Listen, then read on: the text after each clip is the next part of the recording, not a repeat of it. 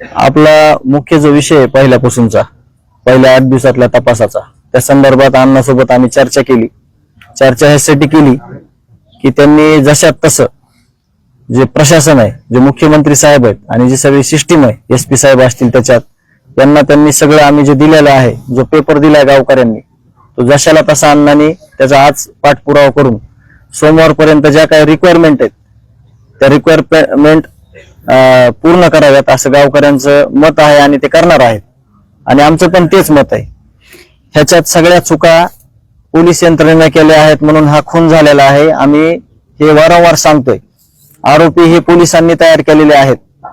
कृष्णा आंधळे हा फरार फक्त लोकांसाठी कागदोपत्री होता, परंतु तो एका राष्ट्रवादीच्या कार्यालयात सर्रास ही काळ्या कलरची जी गाडी होती, माझ्या भावाला जे अपहरण केलं ती गाडी त्या ऑफिस समोर ठेवून हे त्या ऑफिस मध्ये सर्रास बसायचे. आणि हे फक्त आरोपी हे आमच्या कुटुंबासाठी, आपल्या समाजासाठी किंवा ह्या गोरगरीब लोकांसोबत ज्याच्यासोबत अन्याय केले त्याच्यासाठी हे आरोपी आहेत. हे पोलिसांचे मित्र होते. त्यांचे सगळे CCTV फुटेज चेक केले तर हे आरोपी पोलिसांसोबत सर्रास वावर होता यांचा. हे गाडीवर फिरायचे, ऑफिस मध्ये बसायचे, यांचा चहा नाश्ते व्हायचं, जेवण व्हायचं. म्हणायचा भाग एकच आहे की यांच्यावर कुठलीच कारवाई केली नाही. ज्या कृष्णा आंधळेला या पोलीस स्टेशनने सांभाळलं, त्या पोलीस स्टेशनने हे असं का केलं, हा एवढा गंभीर गुन्हा का केला, किंवा सगळ्यात मोठा विषय CID कडे जो तपास दिला, तर CID कडे तपास दिल्यानंतर या केज पोलीस स्टेशननं इतकं निष्क्रिय काम का केलं.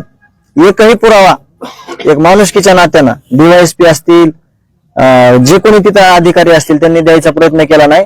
समाजातून सगळे पुरावे आले. दुर्दैव आहे ते अत्यंत.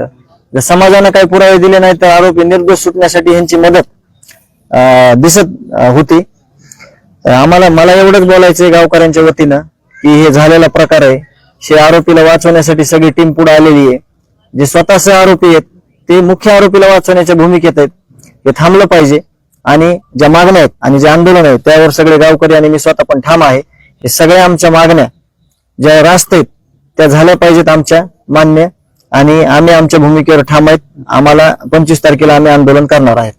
आपण वारंवार ज्या 2 गोष्टी सांगताय की राजेश पाटील आणि प्रशांत महाजन त्यांचा सहभाग, म्हणजे जो आपण सांगताय की घटनेपूर्वी पण होता आणि घटनेनंतर काही गावकरी आरोप करतायत की ते पोलीस स्टेशनला येतात, तर काय नेमकं तुम्हाला त्याने आज उत्तर दिलं पाहिजे. 6 तारखेला अॅट्रॉसिटी का केली नाही?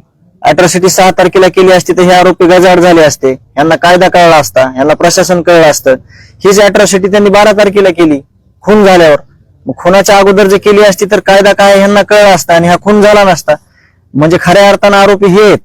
यांनी त्या आरोपीला पालन पोषण केल्यामुळं, हे यांना त्या आरोपीला अभय दिल्यामुळं ही घटना घडली.